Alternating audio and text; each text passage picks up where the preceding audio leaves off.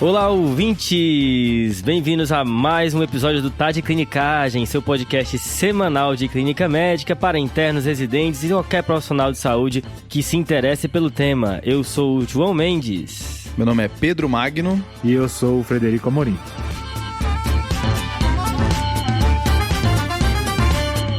Pessoal, estamos juntos aqui para falar sobre um caso clínico de dor abdominal. E faz tempo que a gente não se junta, né? Demais, cara, quanto tempo? faz muito tempo. Cara, a gente foi olhar agora e tem 1 ano que a gente não grava um episódio de nós três. Apenas. Cara, é muito tempo. Qual foi o último episódio? O episódio de nós três é o episódio de acidose metabólica, gravado à distância, no ápice da pandemia. Primeiro episódio da Joane. Primeiro episódio da Joane. Falando sobre contas de acidose metabólica. Delta. Por podcast. E ficou muito bom. E agora é a primeira gravação no estúdio TDC, né? Cara, você tá chamando isso aqui de estúdio. Um monte de parede branca, a mesa e umas cadeiras. Esse é o estúdio. Por enquanto tem mesa, tem cadeira e os microfones, e é isso, né? Mas tá melhor do que aquela mesa de bar que era na casa do João primeira. Exato. Depois a mesa que o João ficava montando quebra-cabeça. É verdade. E agora essa. Melhorou.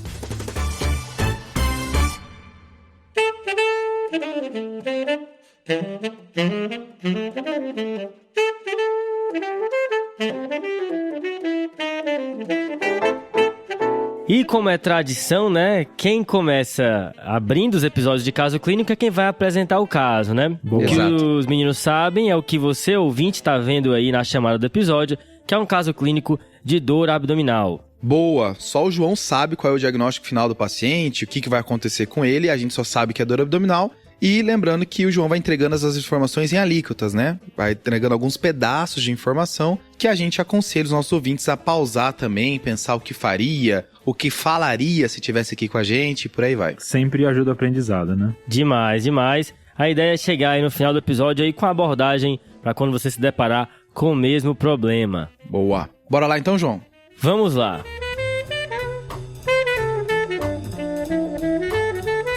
Então, o caso é de um homem de 79 anos Beleza. que está internado há 6 dias. E o motivo da internação foi porque ele faz hemodiálise e a fístula estava com baixo fluxo, certo? E além disso, ele começou a ter dor em membros inferiores ao repouso.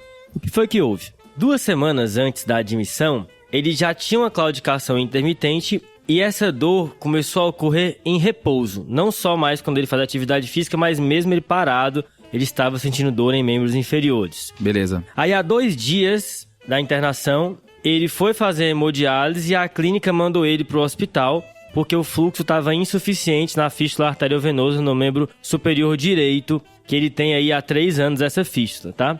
Ele já teve que fazer múltiplas trombectomias e tromboplastias nessa fístula, foi encaminhado aí para o hospital nesse contexto, e o hospital deu alta para ele com retorno em 2 dias, que foi quando ele foi internado, para fazer um estudo dessa fístula e ver o que eles iam fazer. Show. Aí nesse primeiro dia que ele se internou, ele fez uma fistulografia que evidenciou uma trombose da fístula. Beleza. Ele fez angioplastia com sucesso, retornou a ter fluxo, e nesse dia ele fez um 37.4. Mas nada mais. O João na maldade soltando essa informação aqui, né? 37,4 de boas. No segundo dia ele fez uma angiografia do sistema aortoilíaco e membros inferiores. Tinha aterosclerose difusa do sistema aortoilíaco, mas com ilíaca comum externa e femoral comuns pérvias, exceto a femoral superficial esquerda que estava ocluída, certo? E aí ele está internado desde então, por motivos que vocês ainda saberão. E agora é o 6º dia de internação e quando você vai avaliar esse paciente, ele está se queixando de dor abdominal difusa, uma dor nova que começou hoje. E além disso, ele tem uma sensação de inchaço na barriga. Diz que a barriga está muito inchada. Ele também está com náuseas e vômitos.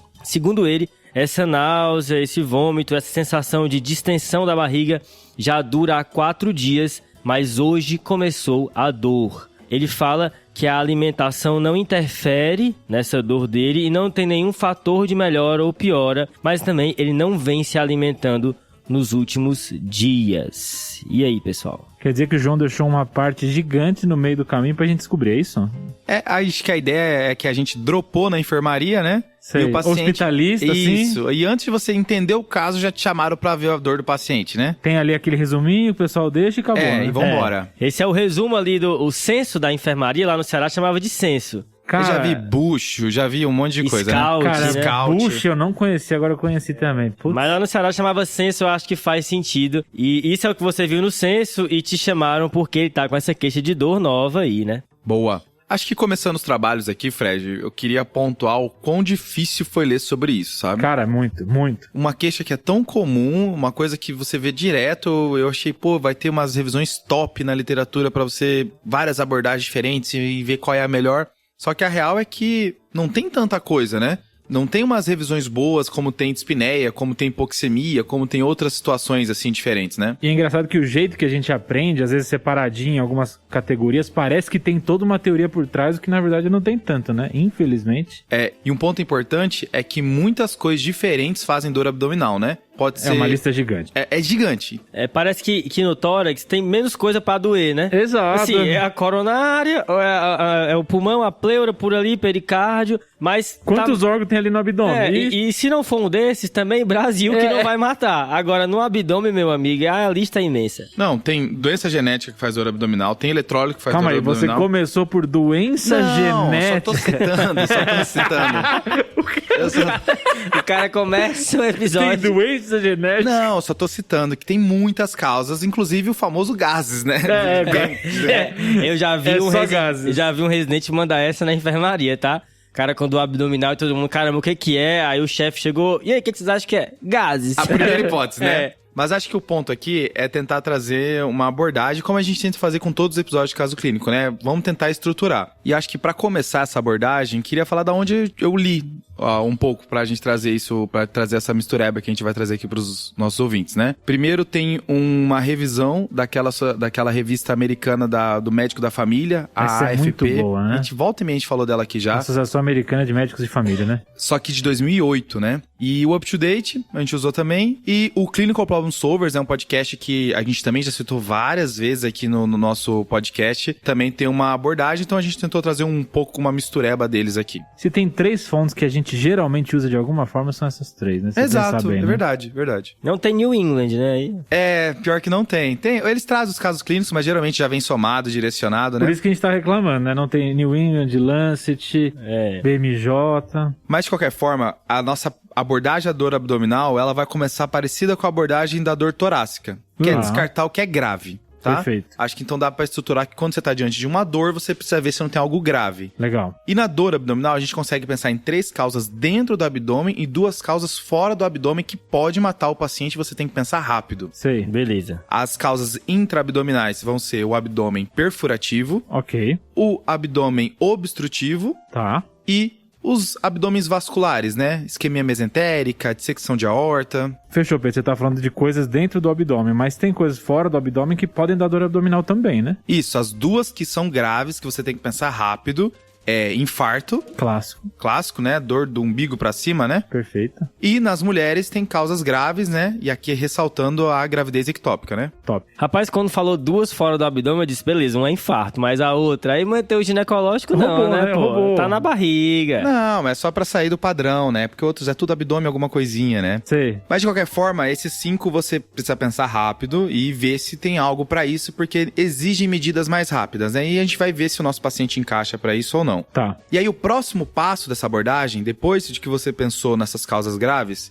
vai ser uma abordagem também remetendo de novo ao episódio de dor torácica. A próximo passo aqui vai ser uma abordagem topográfica, né? Ver aonde tá doendo. Episódio do torácico é o número 39, viu, pessoal? Boa. E que aqui no abdômen, a topografia vai ser principalmente aquela ideia dos quadrantes, né? Quadrante superior direito, quadrante superior esquerdo, quadrante inferior direito, inferior esquerdo. E tem a dor do nosso paciente, né? Que é a dor difusa, né? Que não me ajudou. Cara, o foda é que pra esse episódio eu só estudei as localizadas. A difusa, eu falei, não vai ter difusa. Não, claramente João não ia fazer difusa, né? Não, e claramente não ia ser um paciente internado que começou a dor abdominal, né? Claramente. Beleza, né? Meu estudo sobre apendicite foi embora. Vai lá, vamos lá. Só toma cuidado que essa abordagem topográfica, às vezes a gente fica focado muito nos órgãos que estão dentro do abdômen, falando novamente, mas tem os órgãos em volta, né? Por exemplo, os quadrantes superiores, tem o pulmãozinho ali que pode ter um TEP, pode ter uma pneumonia de base, pode ter uma pleurite, que pode fingir ser abdominal, né? E de baixo pra cima também, né? Parte ginecológica, né? Exato, né? Que a gente rouba aqui que não tá no abdômen, mas que dali... Perfeito. Até fazendo dor alta, né? Naquela perihepatite de Fitzhugh-Curtis, né? Meu Deus. Beleza. Então, a famosa pelada aqui, né? É. Então, primeiro, a gente já afastou as causas graves, depois a gente foi por uma abordagem topográfica. Nos quadrantes, lembrando que tem coisas dentro do abdômen e fora do abdômen. São 4 ou 9 quadrantes? Acho que tem uma divisão mais detalhada em 9 quadrantes, mas aqui a gente vai pegar a mais tranquila só em 4, né? Beleza. Boa. Cara, então acho que vamos começar de cima pra baixo? Vamos fala pegar andar superior. Beleza. Então, no andar superior, acho que a gente tem que pensar duas coisas antes de falar de cada quadrante. Um é que o andar superior é o local onde eu vou ter a maior parte das irradiações torácicas. Beleza. Ou seja, alterações pulmonares ou cardíacas é ali que eu vou sentir. E o andar superior todo é um local que pode ser irradiado de estômago e pâncreas. Ok. Então, alterações de estômago e pâncreas podem estar no andar superior. Todo o estômago é tão comum que às vezes eu penso estômago antes de outras coisas por ele ser tão comum. Show. Agora vamos para os quadrantes especificamente, tá? Então, quadrante superior direito. Ali vai ter fígado, via biliar, pâncreas. E aí tem a sacada, né? Que a via biliar aqui se destaca, porque o fígado, a princípio, ele só dói quando ele tá distendido, né? Então, hepatite não é necessariamente para doer. Boa. Então, a ideia de fígado doer é se tiver um abscesso hepático, por exemplo, que aí distende, ou talvez algum outro trauma hepático, que seja. Mas ali a gente vai focar mais na parte biliar, certo? Show. Quadrante superior esquerdo. Esse é pouco falado, não sei se vocês já pensaram nisso. Até porque é difícil também alguém Difícil referido, aparecer, né? Ali, o que tem ali de grande que pode doer? Baço. Tá. Mas dor abdominal nesse local, por causa do baço, não é tão comum. Então aqui a gente vai pensar mais em irradiação de estômago e pâncreas, mas o baço é uma outra opção. Fechou? Às vezes alguma colite ali também, né? Pode doer também, né? É bom que você falou isso porque intestino, acho que você pode pensar em qualquer quadrante, né? Boa. Então colo ascendente, colo descendente, colo transverso, eles vão pegar todos os quadrantes. Então intestino, a princípio, ele poderia dar em qualquer parte do abdômen. Top. Indo pro quadrante inferior direito. Então, quadrante inferior direito, aí tem o clássico, né? Famoso. O mais comum aí, o mais famoso, a causa da dor abdominal mais, que é a apendicite. Certo. Que vou dizer, viu? Eu tenho medo de apendicite, viu, cara? Eu tenho medo também. Porque a Pra mim é doença o infarto do abdômen. É a doença que engana, que é frequente e que faz até piúria. É, isso é foda, né? Isso é foda. Então, a gente tem apendicite e tem algumas outras coisas que podem acontecer no local, tipo psoite ou abscesso de pessoas, que é no mesmo local. Isso, e na mulher tem as causas ginecológicas novamente, né? Ali tem um ovário que pode torcer, que pode romper e tudo mais, né? Top. E aí, por último, no quadrante inferior esquerdo, Certo? é o local clássico para diverticulite, né? Boa. A gente sabe que essas localizações não são exatas, então o paciente que tem alguma alteração de vesícula, ele pode ter dor nas costas, ele pode ter dor no ombro. O cara que tem apendicite, ele pode ter dor em outro local do abdômen, dependendo da localização do apêndice, etc. Mas é algo para começar a nortear a nossa avaliação. Acho que são coisas que quando estão lá, elas favorecem esses diagnósticos. Mas o fato de não estar lá não exclui, né? Perfeito. Eu acho que esse é um grande ponto sobre dor abdominal, que uma coisa só, uma parte da história só, uma parte do exame físico só, é difícil de fechar o diagnóstico. Geralmente é uma somatória de idade, epidemiologia, com a clínica do paciente, com o local da dor, com o exame físico, e aí com todo você faz mais ou menos a sua hipótese diagnóstica. Boa, boa. Acho que a gente sai da faculdade às vezes com aquela ideia de vou fazer o sinal de fulano de tal, aí vou ter certeza que é a doença X, e isso na real hoje em dia é extremamente raro de acontecer. E aquela assim, ele não tem o sinal tal, então não é. Aí meu amigo, errou! Fechou, Fred. Então, acho que conseguiu dividir. Uma coisa que ficou de fora, que tem causas retroperitoneais, tipo litias, e que pode fazer dores que migram no abdômen. Então tá falando causas renais, né? Exato. Pielonefrite, litias, etc. Legal. Infarto renal. Nossa, aí... Top, né? Esse diagnóstico. Que pode fazer aquela dor mais em flanco, uma dor mais lombar, mas que às vezes se localiza no abdômen. E tem aquelas dores vasculares também, né? Que tende a ser mais difuso, né? Isquemia mesentérica, por exemplo. Que aí você... Aí nas isquemias intestinais tem aquela ideia de que a isquemia mesentérica você vai ter uma dor mais periumbilical, Tá. ou uma dor abdominal difusa, enquanto que a isquemia colônica, aí você vai ter mais em quadrante superior e inferior esquerdos, né? Beleza. Pensando no cólon descendente ali. Fechou.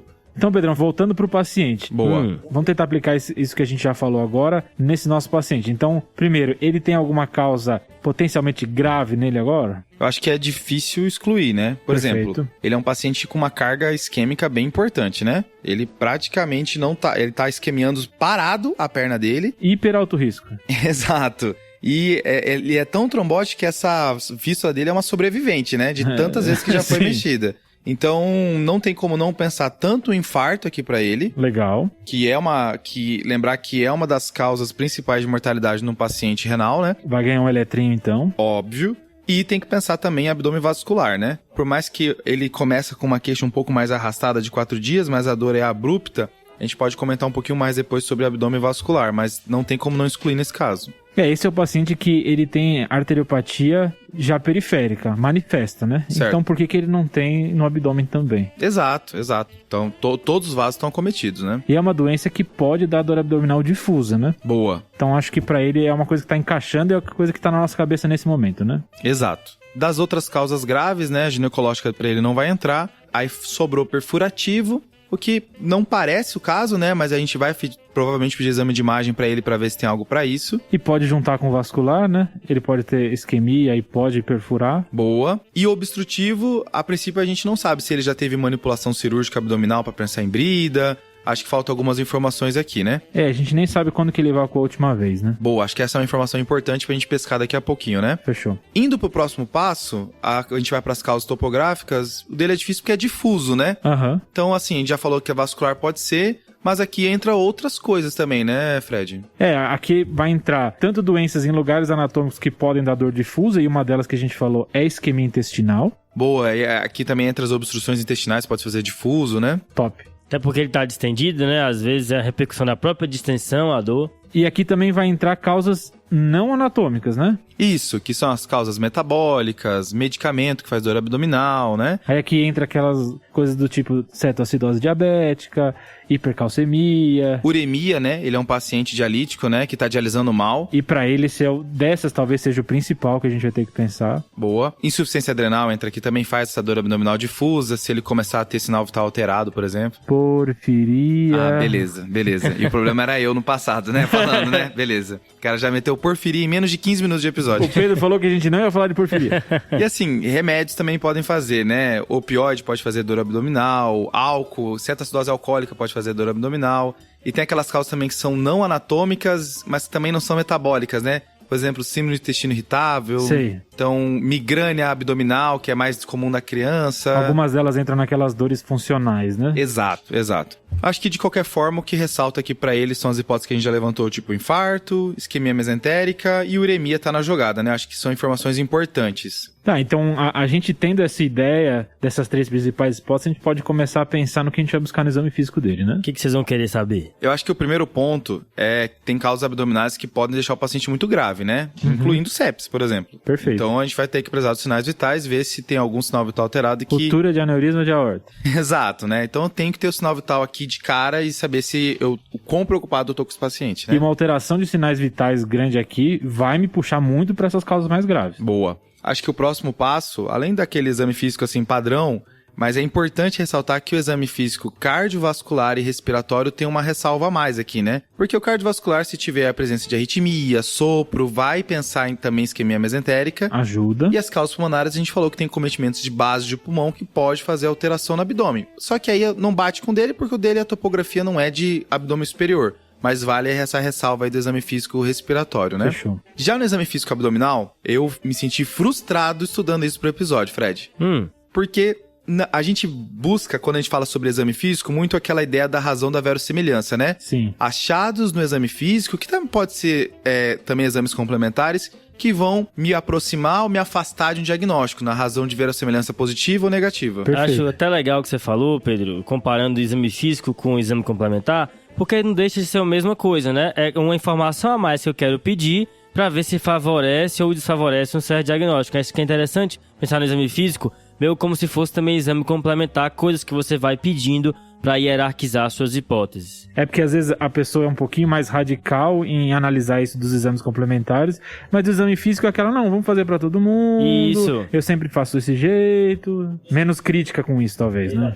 Exato, Fred. Eu sou entusiasta do exame físico, mas acho que às vezes rola uma romantização do exame físico que pode ser prejudicial. Verdade. Aquela ideia que o médico bom é o médico que consegue, pelo exame físico, diagnosticar coisas que talvez não aconteça na vida real, né? Isso, sendo que será que às vezes a gente não tá se apoiando num dado que é pouco confiável? Exato. Né? Então acho que é essa a ideia de olhar com critério qualquer informação nova, seja ela de onde quer que ela esteja vindo, né? Top. E aí, sobre o exame físico abdominal, em relação à dor abdominal, eu me senti frustrado, como eu disse, porque não tem achados no exame físico, e olha que a gente sabe vários sinais do exame físico abdominal, né? É Murphy, é Bloomberg, é Hovsin, tem um monte de sinais diferentes, só que nenhum tem uma razão de verossimilhança boa, alta, que vai me aproximar bem do diagnóstico ou me afastar bem do diagnóstico. Como eu falei antes, é tudo uma grande somatória de coisas. Se tiver presente, opa, me ajuda. Mas se tiver ausente, pode continuar sendo o que você tá pensando, não afasta, segue a vida, né? E é aquele me ajuda, mas não confirma necessariamente, né? Esse é o problema. Então, às vezes a gente acha assim, não, tem esse achado, então com certeza é essa doença. E, infelizmente, pro exame físico do abdômen, isso não acontece, né? Acho que mesmo com esse período de depressão aqui falando sobre isso, eu só queria ressaltar 3 sinais de exame físico abdominal que eu acho que vale a pena todo mundo saber, né? Primeiro, acho que é o Murphy, uma coisa bem conhecida da semiologia, que é a parada da inspiração no momento onde o paciente tenta fazer inspiração profunda com o examinador fazendo uma pressão no ponto cístico, né? Top. Só lembrar que não é a dor, é a parada da inspiração. Eu já vi a pessoa falando Detalhe assim, isso aí, hein? eu já vi a pessoa falando bem assim, ó, não teve Murphy positivo, porque ela parou de respirar e não doeu. Sim, né? No caso, exatamente positivo, né? Mas aqui, o Murphy, ele também não tem uma razão de verossimilhança tão boa pra falar de colicistite. Tem uma ressalva importante que em pacientes mais idosos, ele vai perdendo a sensibilidade. Então tem que tomar cuidado no paciente mais idoso. E o Murphy ultrassonográfico é melhor do que o Murphy físico. Ou a pessoa com ultrassom colocar o aparelho ultrassom no ponto cístico exatamente e fazer o Murphy com ultrassom é melhor do que no exame físico às cegas. Top. Tem gente que ainda até com ultrassom no bolso, né? Só pra meter essa? Essa e muitas outras.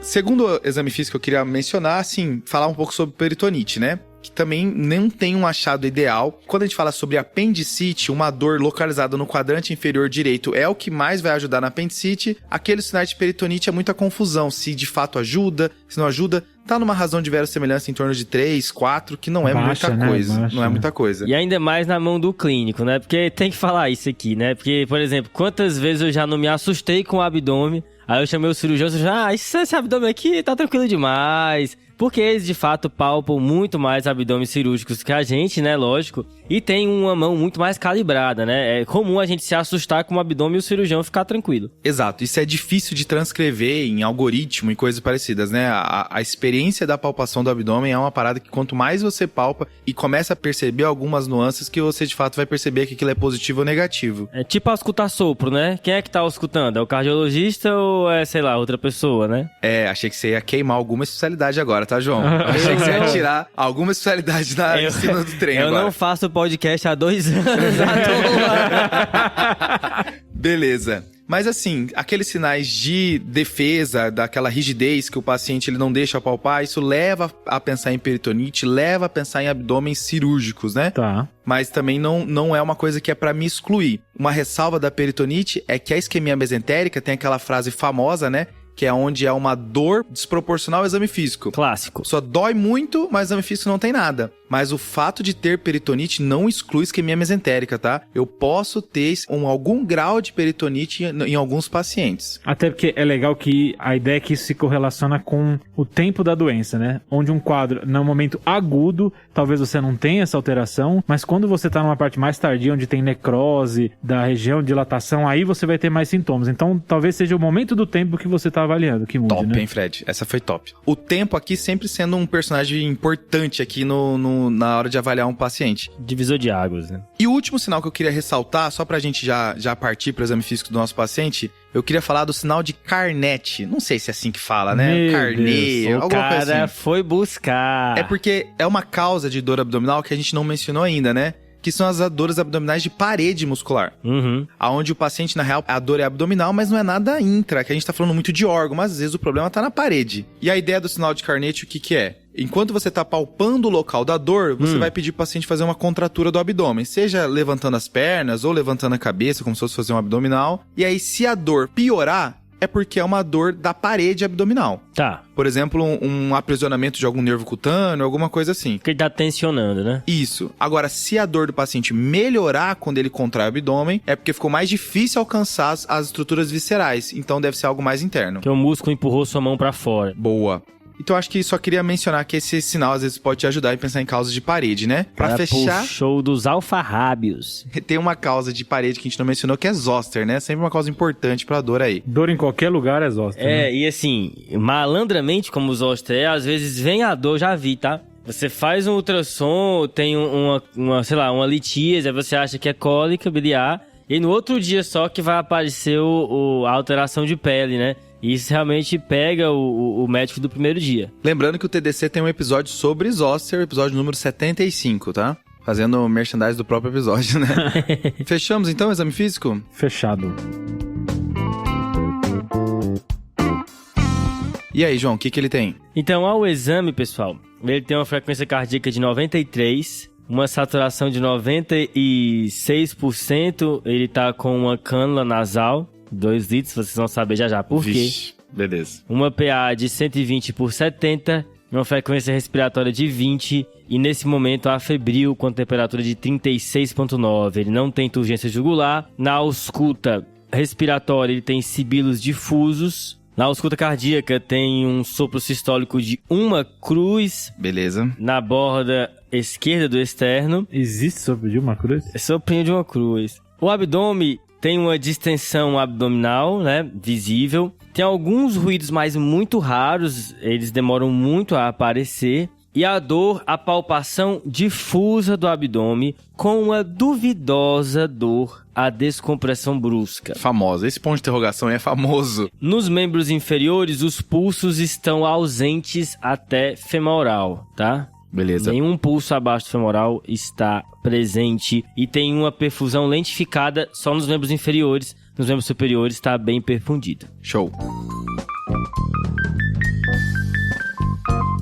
Cara, você puxou uma parte do exame físico que a gente não comentou, que é a ausculta abdominal, né? Opa! Quem faz aí?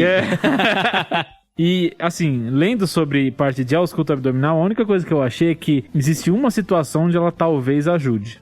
Que é na avaliação de ilho paralítico, né? Tá. E existe essa possibilidade para esse paciente, então acho que dá pra gente ficar de olho por causa dessa ausculta, mas mesmo que ajude na avaliação de ilho paralítico, não é algo que a gente vai levar em consideração até o fim. A gente vai só jogar nas nossas hipóteses. Será que pode ser um ilho desse paciente? Talvez buscar fatores de risco, né? Pronto. Que corroborem e tudo mais. É só uma informação a mais aqui, né? É bom que ele tem uma distensão abdominal visível, né? Isso é outra coisa que vai chamar a nossa atenção, principalmente para a parte intestinal, que a gente tinha comentado, né? Então, será que tem sofrimento de alça e por isso que está dilatado o abdômen dele? Eu acho que nesse momento agora, Fred, o nosso paciente ele não está instável hemodinamicamente. Verdade. Acho que a gente consegue dar um pulo rápido na prescrição dele, na evolução dele, ver o que aconteceu nessa lacuna de 5 dias, né? Porque a gente sabe que ele chegou nos primeiros 2 dias. E agora ele tá com catéter. Aconteceu. Sibilando. Mas assim, eu acho que é importante a gente ver no item de prescrição se tem alguma coisa que pode fazer ilho, né?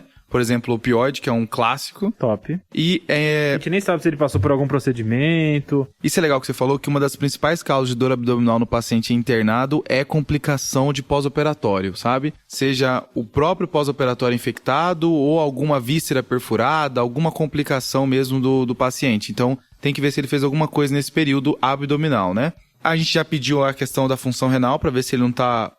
Se essa dor abdominal não pode ser uma uremia, ainda mais ele que é doente renal crônico. E tentar entender essa parte pulmonar, né? Ver por que ele tá no catéter, qual que foi a hipótese criada. Será que ele infartou nesse período? E agora ele tá fazendo choque cardiogênico? Qual que é o que foi atribuído a essa situação, né? Pensando num dialítico que tá com a fístula problemática, tá pensando em mal dialisado, né? Acho que é a primeira coisa que vem pra gente. Hipervolemia, no caso, então, exato, né? Ver aí como é que tá raio-x, se tem, se ele dialisou algum dia dessa vez, quanto fez de UF, essas coisas acho que a gente tem que dar uma olhada também. Boa. Fechado. Então, vamos lá pro prontuário enquanto o eletro vai correndo.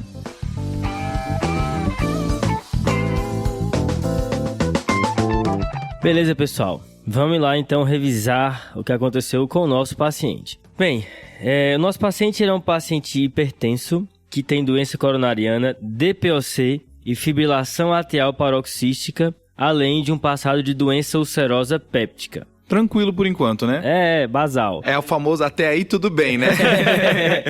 Uma carga tabágica de 120 maços ano. Beleza. Ele infartou parede anterior há 6 anos. Nessa ocasião, ele fez trombólise. Nessa internação do infarto, ele teve um áteroembolismo. E aí ele saiu da internação dialisando. Ele era DRC e depois desse áteroembolismo ele passou a dialisar. E com claudicação de membros inferiores que ele não tinha antes. Tá? Fechou. 3 meses depois dessa internação do infarto, que foi há 6 anos, ele teve que fazer uma revascularização porque ele era triarterial. Beleza? Beleza. E além disso, há 2 anos ele fez uma lobectomia no lobo inferior do pulmão esquerdo por uma neoplasia de pulmão. Ele começou fazendo diálise peritoneal. E ele fez diálise peritoneal por 4 anos. Tá. E há 2 anos ele faz hemodiálise por essa fístula que vocês estão sabendo desde o começo. De medicações em casa, ele usa tiotrópio, formoterol com budesonida, varfarina,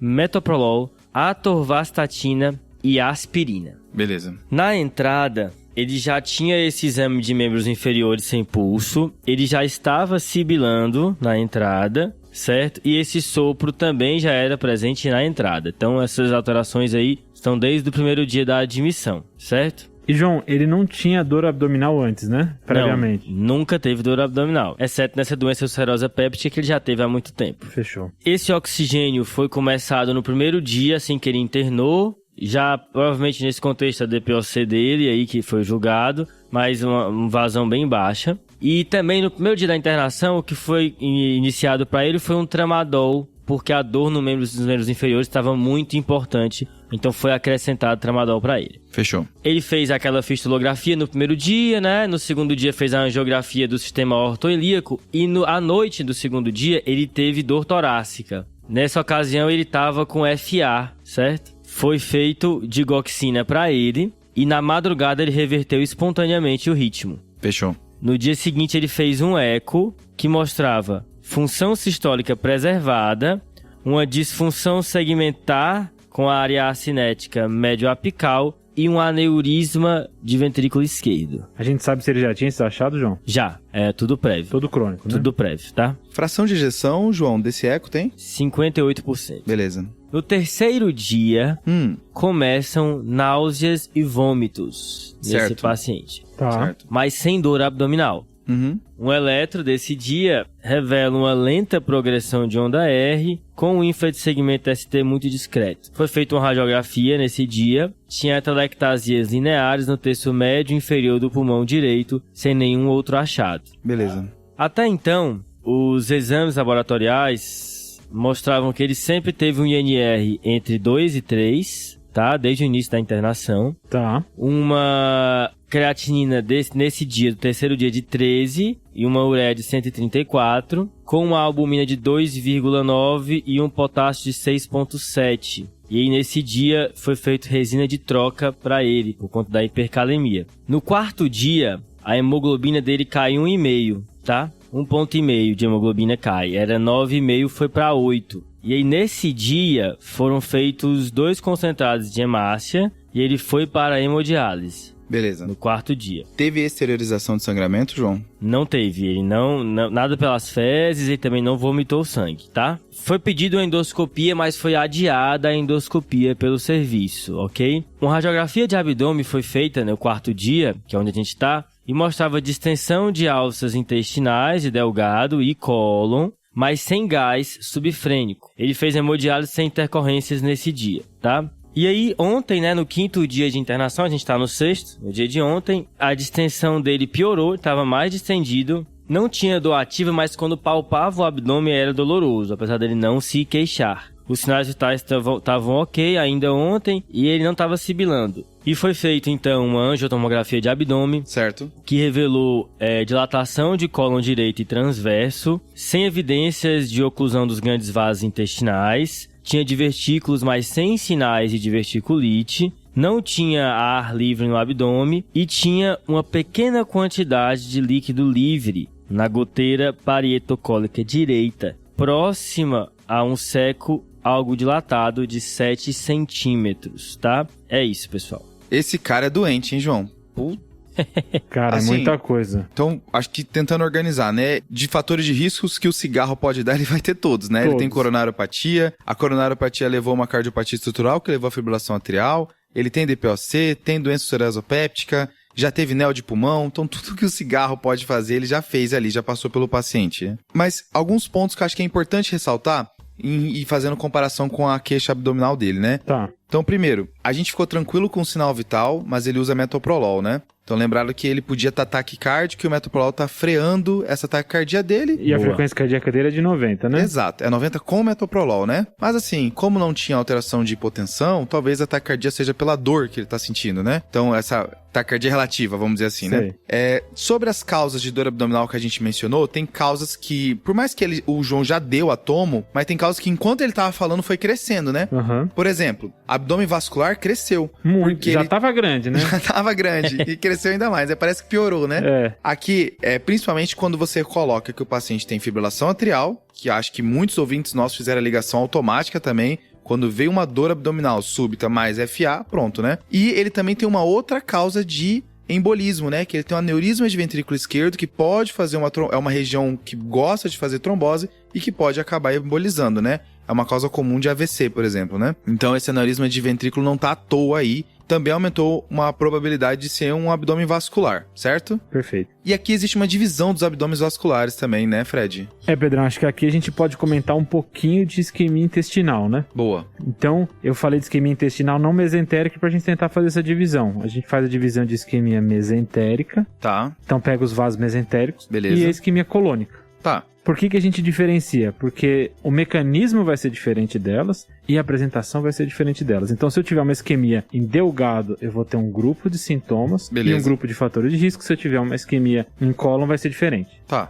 Vamos falar primeiro da isquemia mesentérica, isquemia de delgado. Isquemia mesentérica a gente vai pensar ou que embolizou alguma coisa. Aí tem uma lista grande que você já mencionou, né, Pedro? FA, UVE, etc. Beleza. E tem também a trombótica, né, Fred? Exato, Pedrão.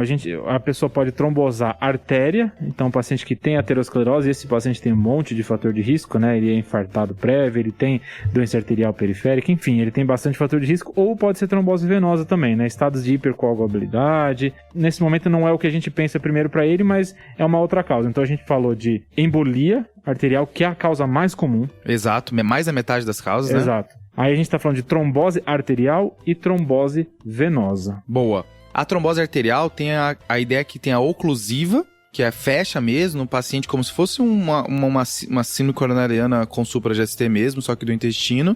E tem a não oclusiva, que em situações de baixo débito, o paciente, aquele vaso que estava quase fechando, fecha de vez. Então, por exemplo, se o nosso paciente tivesse chocado ou tivesse feito uma IC aguda que tivesse feito baixo débito, qualquer cenário assim, que o vaso está quase fechando, ele aproveita para fechar. Quase um infarto tipo 2? Falar isso. Quase, eu ia falar isso. Ideia, eu né? tava puxando pra falar isso. Beleza. Que a gente não sabe se aconteceu isso quando ele teve aquele episódio de FA dele ali, né? Pode ser. E pacientes em hemodiálise tem muito esse risco de hipofluxo, né? Na verdade, esse é o grupo de pacientes onde esse risco é maior, né? Então, ele acabava fechando tudo pra isquemia mesentérica, né? Então, era difícil ele escapar de não ter um exame vascular, mas a princípio já foi feito e foi excluído. É legal aqui porque explica por que ele fez uma angio-TC, né? Que não é o exame de escolha em várias das causas abdominais. Mas se eu penso numa causa vascular, então se eu penso em isquemia intestinal, o meu exame de escolha é uma angio-TC. Por isso que ele fez. Agora, só lembrando que não viu nenhuma obstrução, né? Mas quando faz hipofluxo, não necessariamente precisa ter obstrução. Boa. Então ele pode ter tido um hipofluxo e a gente tá só vendo o que sobrou do hipofluxo agora. É legal porque que é um desafio diagnóstico fazer esse quadro, né? Porque você não vai ver mais a obstrução fixa, então é difícil fazer esse diagnóstico. E pode fazer causas mais indolentes, né? Uma irritação mais longa, né? Porque como não fecha de vez, às vezes não é tão abrupto como a gente está acostumado a imaginar esse caso de isquemia mesentérica, né? E aproveitando que você falou isso, Pedrão, esse quadro de hipofluxo é a causa mais comum agora de outro tipo de isquemia, que é a isquemia colônica. Boa. Aí é que muda, na isquemia colônica, a causa mais comum é o hipofluxo. Boa. Então, qual que é a ideia? Esse paciente faz hipofluxo, ele pode fazer isquemia de parede, Certo. e aí, como ele vai se apresentar? Dor abdominal também, só que essa dor abdominal pode ser Mais indolente, leve, né? pode ser mais leve, pode ser aí de longa data, e é esperado ou diarreia ou até uma diarreia sanguinolenta nesse paciente. Boa. Então, parece que nessa isquemia colônica não vai ter um coágulo lá que eu vou ver tampando o vaso, né? Não, esse paciente teve algum episódio de hipofluxo, alguma história de hipofluxo, e eu vou ver só o resultado. Então, pensando nesse caso, em que ele tem uma alteração de cólon, onde o cólon está dilatado, seria uma hipótese. Ele fez um hipofluxo, e aí o cólon dilatou, eu não vou ver a obstrução, então talvez aí seja uma isquemia. E aí, qual que é a sacada? Se eu não consigo fazer o diagnóstico com anjo nesse paciente, eu tenho que ir para a colono. E na colono eu vejo... O aspecto, né? Exato, a consequência dessa isquemia. Legal isso que vocês falaram, tá, pessoal? Eu tinha muita dificuldade de distinguir essas coisas de isquemia mesentérica, da abdômen vascular, achava que era tudo a mesma coisa. E só acrescentando, foi solicitado uma retossigmoidoscopia flexível, que o preparo é mais tranquilo do que uma colono, mas ele se negou a fazer, tá, o paciente? Beleza. Uma outra causa de abdômen agudo que a gente mencionou lá atrás, só queria retomar rapidinho, que é o abdômen agudo perfurativo. Legal. Tá? Porque ele fez uso de uma substância que aumenta a chance de perfuração intestinal, que é a resina de troca, beleza? Então, ele, nesse contexto de hipercalemia, ele fez o resina de troca que a gente tem disponível no Brasil, é o Sorcal, e já tem um alerta do FDA que aumenta a chance de perfuração intestinal relacionada ao Sorcal, né? Que é mais uma causa de colite isquêmica, né, Pedrão? Boa. E agora sim, chamou atenção o tamanho desse colo, né? Eu não tinha decorado, abri aqui os critérios diagnósticos de megacólon tóxico, tá? E o UpToDate, ele traz um critério aqui que... Vamos ver se bate pra ele? Bora. Primeiro, uma dilatação do colo maior do que 6 centímetros. Acho que bate pra ele. É 7. Aí tem que ter pelo menos 3 dos critérios seguintes, tá? Febre, não teve, né? Teve aquela brincadeirinha, mas a gente não vai contar. Não vai contar. Uma frequência cardíaca maior que 120, que eu não sei se a gente vai relativizar por causa do beta-bloqueador, né? Ele acabou de digoxina beta-block aí. Leucocitose. Tem? Não tem, tá? O leuco maior que ele teve até agora foi de 9.000. E uma anemia que ele tem, né? A princípio ele perdeu esses 2 pontinhos, né? Que ele é Tem até uma transfundido, né? anemiazinha. E também tem que ter pelo menos um dos próximos critérios, que é desidratação, alteração do sensório, distúrbio eletrolítico e hipotensão. Acho que não fecha, mas tá ruim. Talvez ainda, né? É. Talvez ainda. Isso é uma coisa legal pra falar de dor abdominal, tá, Fred? Dor abdominal, às vezes, o tempo, como a gente já mencionou, ele te ajuda. Por exemplo, a gente tá saindo dos abdômenes agudos inflamatórios, né? Apendicite, colecistite, mas às vezes, quando você tá em dúvida e não tem tomo, não tem alguma situação, você... Putz, o que eu faço com esse caso? O tempo, ele tá no seu favor. Quando você reavalia esse caso, os abdômenes agudos inflamatórios tendem a piorar, né? Então, às vezes, o tempo vai te ajudar a definir o que tá acontecendo com esse paciente. O que é ardiloso nisso, beleza. Ardiloso. Beleza. é que no caso específico do abdômen vascular, o tempo complica muito o quadro, né? Então, se você não fizer no começo o diagnóstico, as complicações são bem grandes, né? Boa, exato. Catastrófico. Cara, eu acho que pra fechar, assim, das hipóteses diagnósticas levantadas inicialmente... Feixe. Eu só queria falar que ele podia ter uma hipercalcemia na brincadeira também, né? Tem um anel de pulmão, daqui a pouco metastizou, tá fazendo uma hipercalcemia. Lá. Eu gosto muito de eletrólitos, então, pra mim, um cálcio cai muito tranquilo aqui, tá? Ele deve ter um cálciozinho na... Não, beleza, só tô dizendo Gostei. Não é hipercalcemia, claramente, eu sei que não é. Mas não custa, né? Não custa forçar um eletrólito aqui. Qual Pode ser eletrólito que seja. Qual eletrólito causa dor abdominal, né? Top. Mas assim, a gente elucubrou, acho que a gente precisa focar no nosso paciente agora. A gente sabe que não é isquemia mesentérica, a gente sabe que não é perfuração, ficou ainda a hipótese de colite isquêmica, ainda mais com essa dilatação do colo, né? Que parece ser o motivo da dor dele, tá ok? Ele tá rodando o eletro enquanto a gente tá fazendo essa investigação e pensando nas hipóteses diagnósticas. Acho que é importante mencionar que a gente vai tratar a dor do nosso paciente, né? Que tratar a dor de um paciente com dor abdominal não prejudica a avaliação da dor dele, né? Nossa, essa é clássica, né? Alguém vai chamar o cirurgião pra ver, não faz nenhuma analgesia pra quando ele chegar tiver com dor, né? Não, e aí você não consegue nem, às vezes, coletar a anamnese direito, né? Um clássico, por exemplo, é a anemia falciforme com dor, você não consegue coletar a anamnese enquanto ele tá com dor, tem que tirar a dor primeiro. Você fala rápido, dá a medicação, depois você continua a anamnese mais tarde. Isso, e essa revisão da Cochrane, eles viram que não mudou o desfecho dos pacientes você fazer analgesia. Reduz a dor? Reduz. Mas o desfecho continuou o mesmo, né? Você consegue achar ainda as informações necessárias. Beleza, Pedrão. Então vai fazer eletro, né? Que a gente tinha comentado no começo. A gente vai ter um eletro dele recente por causa da FA, então a gente consegue comparar. Boa. se esse episódio de dor mudou alguma coisa, né? A gente não tem labs desse momento, né? Então a gente tem alguns labs esporádicos durante a internação, mas o que tá acontecendo nesse momento a gente não tem. Isso é legal, Fred, falar sobre um pouquinho sobre exame complementar na dor abdominal, porque essa revisão da AAFP, né, da revista do médico de família, de dor abdominal, que vai estar aí nas referências, ele traz apenas 4 recomendações sobre exame complementar na dor abdominal. Top. Quais são? Tá? Recomendação número 1.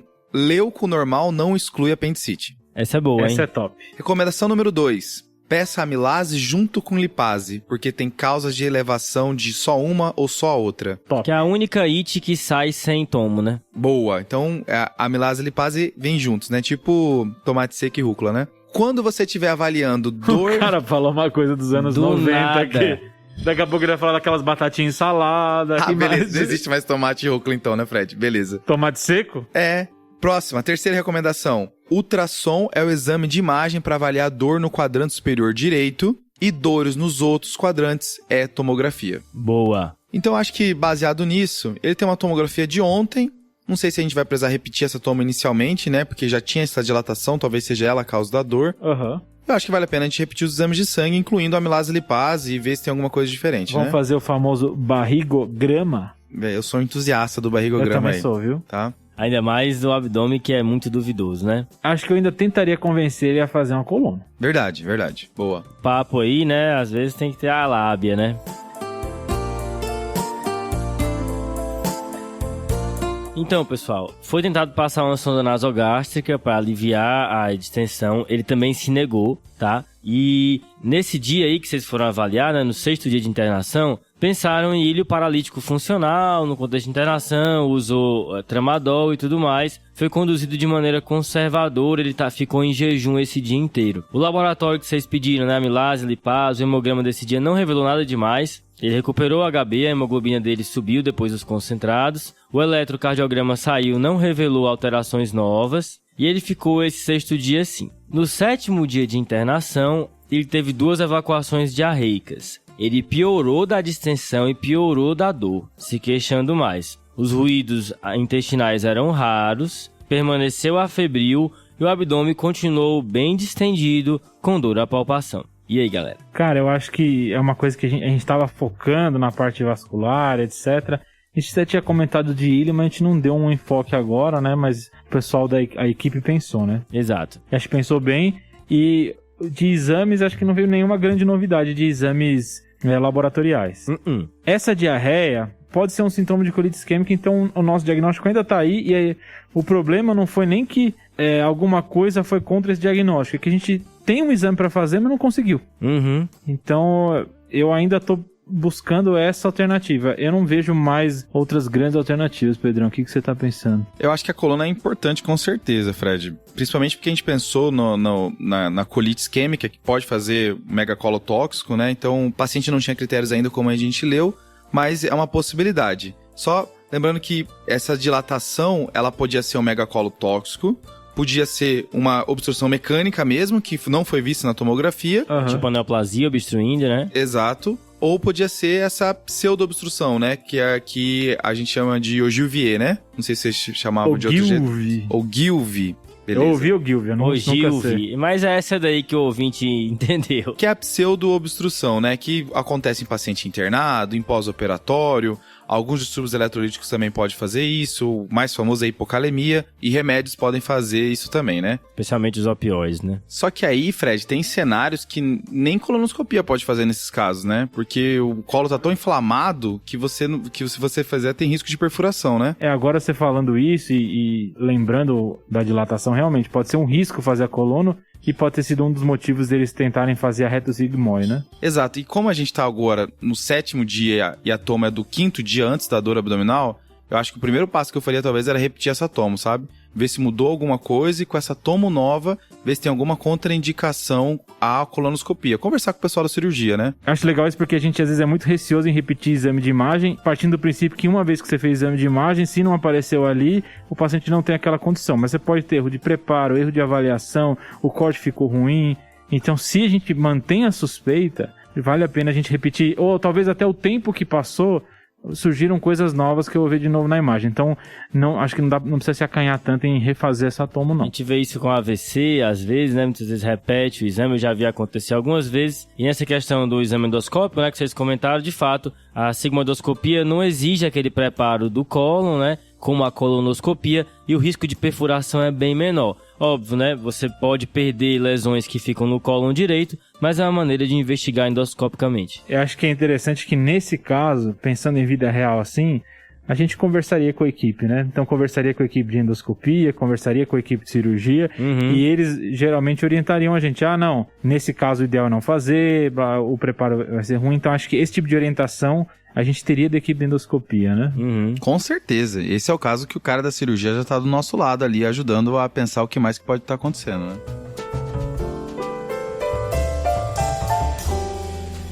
Foi repetida a tomografia de abdômen pélvico do paciente com contraste oral e intravenoso, tá? E tinha uma grande quantidade de ar intraperitoneal livre anteriormente e também bolhas de ar menores ali na gordura e em outras partes da porção média e superior do abdômen, tá? O material contrastado fluiu até o reto sem extravasamento. E havia agora um espessamento mínimo do colo ascendente e do seco. Mais uma vez, tinham divertículos sem sinais de diverticulite e nenhum local de perfuração foi identificado. Rompeu, né? Rompeu. Infelizmente. A gente já estava desconfiado que esse colo estava inflamado, né? Inflamou mais agora. E agora, e rompeu. Pneumoperitônio, acho que agora então não tem dúvida em relação à laparotomia exploradora, né? Vai ter que achar o local que está obstruído e corrigir, né? Ruim isso, né? Porque a gente não conseguiu esse diagnóstico com a primeira tomo, não conseguiu fazer outro exame para avaliar e acabou tendo que ir direto na complicação que a gente talvez descubra o que aconteceu, né? Boa. Então, vocês vão chamar o pessoal da cirurgia geral? Não tem dúvida. A gente já tinha chamado. Já tinha chamado, né? Tá bom. Então, foi feita uma laparotomia exploradora. Encontrado grande quantidade de ar livre no abdômen e tinha um cólon direito e transverso distendidos com uma fissura no cólon direito. E foi feita então uma iliocolectomia. Essa amostra foi para análise patológica, né? Que verificou, tinha então sinais de isquemia crônica nessa peça do cólon, mas sem evidências de uma lesão, uma trombose vascular, febrina ou êmbolos de colesterol. E também revelou áreas de necrose transmural com ulcerações mais profundas. Essas ulcerações tinham alguns cristais angulados eosinofílicos que são característicos da necrose colônica induzido por poliestireno sulfonato de sódio. Caraca! Caramba, meu amigo. Muito bem, pessoal. Muito bem, vocês foram em cima. Então, o diagnóstico final, ele tinha uma colite isquêmica já de muito tempo, por vários insultos que esse paciente já teve, provavelmente até insultos dentro da internação, e que foi agravado pelo uso da resina de troca, resultando, então, em uma perfuração do cólon. Muito bem, jovem. Top, hein? Esse caso é top, viu, João? Trabalha abdômen vascular, abdômen perfurativo, né? Complicação de droga. Pô, top. Caso massa. E só fazendo um disclaimer aqui, né? Esse caso eu peguei do New England, tá? A maioria dos casos são nossos, né? Mas esse especificamente eu peguei de lá porque era um caso bem interessante. Eu morro de medo dessa complicação acontecer. E lembrar que, no caso, foi usado o poliestireno sulfonato de sódio com sorbitol, que é o que eles usam mais nos Estados Unidos. No Brasil a gente usa muito mais o poliestireno sulfonato de cálcio, mas existe relato de perfuração com as duas formulações, beleza, pessoal? Então, boa. Ficar atento, até a gente fala um pouco de resina de troca no nosso episódio de hipercalemia, né? Então, ficar atento com o uso dessas medicações, especialmente pacientes que estão constipados, tá? Acho que essa é uma das informações que não é muita gente que sabe de complicação dessas enzimas de troca, né? Top, hein? Caso sensacional. Mandaram muito bem, valeu. Fechamos, excelente caso, tá na hora agora do desafio, né? Opa, manda bala aí.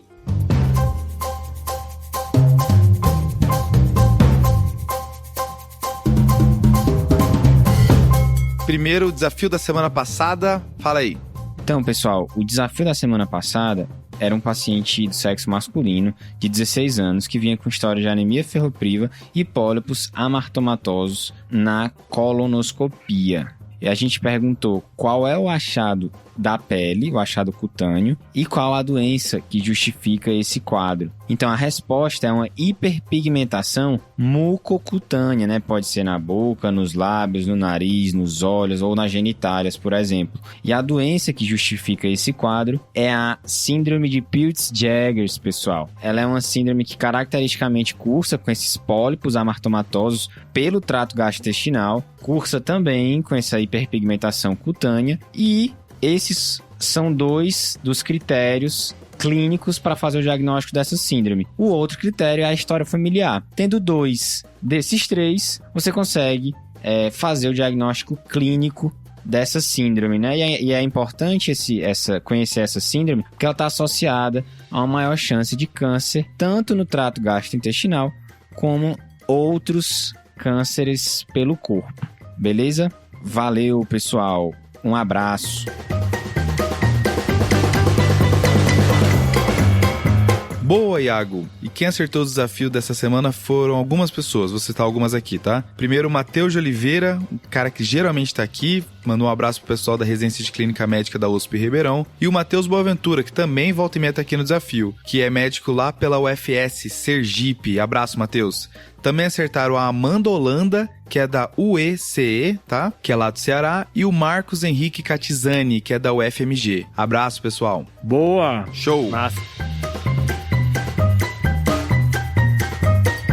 E aí, Pedrão, qual que é o desafio dessa semana? Seguinte, desafio da semana, o paciente chegou com dor abdominal, vômito, e aí você pediu amilase lipase, veio aumentada, pareceu bem pancreatitezinha, e acabou que eventualmente foi pedido uma tomografia pra ele por um outro motivo. Beleza. E aí veio um pâncreas em salsicha. Vixe. E aí, qual é o diagnóstico desse pâncreas em salsicha? Esse aí é aquela vontade de botar nome de comida nas coisas, né? Sempre tem essa. Exato. Né?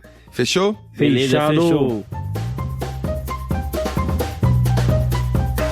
E os salves, pessoal? Pra quem que você vai mandar seu salve, Fred? Pedrão, o meu salve vai pro Ricardo Vergara e a namorada dele, Daniela Gasparetti. Beleza. O Ricardo é da USP Ribeirão e a Daniele é 6º ano da FAMECA. Top. E eles comentaram que eles gostaram do meu desafio do dragão de Komodo. Claramente errado, tá? Claramente errado. Vocês estão incentivando o erro. Só isso. Não incentivem isso, pessoal. Próximo capítulo, dromedários. Vamos aí. Beleza. Ai, meu Deus.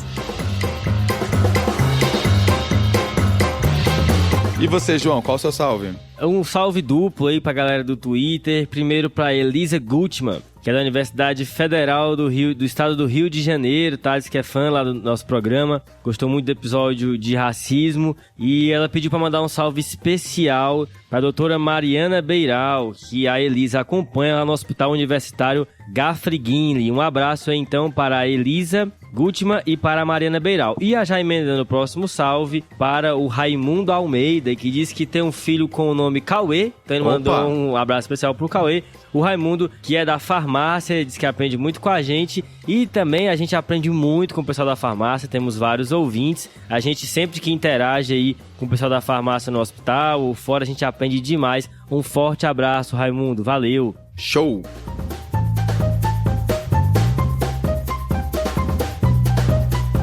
Meu salve são 2 salves rápidos. O primeiro é pra Manuela Dias e Matheus Falcão. Opa! Eles falaram que logo depois que a Manuela Dias ouviu o episódio de plaquetopenia, ela pegou uma plaqueta que tava aglutinada e aí ela colocou no citrato, não resolveu. Quando colocou na heparina, resolveu. A vida imita a arte. Top, viu? Aí eu fiquei bem feliz aí com a mensagem do Matheus Falcão falando que a Manuela Dias brilhou nessa, tá? O meu outro salve rápido é pra Jéssica Pereira, que mandou um salve pra gente no Instagram e eu excluí sem querer o comentário dela e eu não consegui achar depois, tá? Então, Jéssica Pereira, desculpa aí, eu apertei o botão sem querer e não consegui achar seu comentário depois. Fica com Deus aí, um abraço. Tá, um abraço, manda mensagem pra gente aí.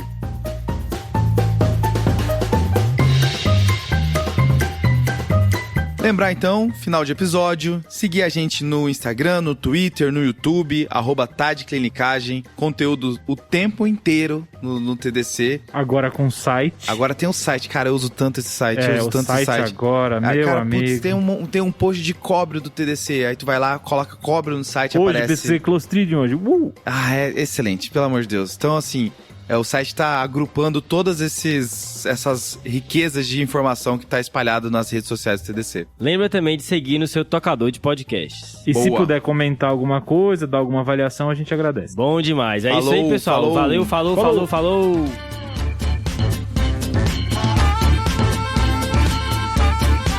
Esse podcast tem como objetivo educação médica. Não utilize como recomendação. Para isso, procure o seu médico.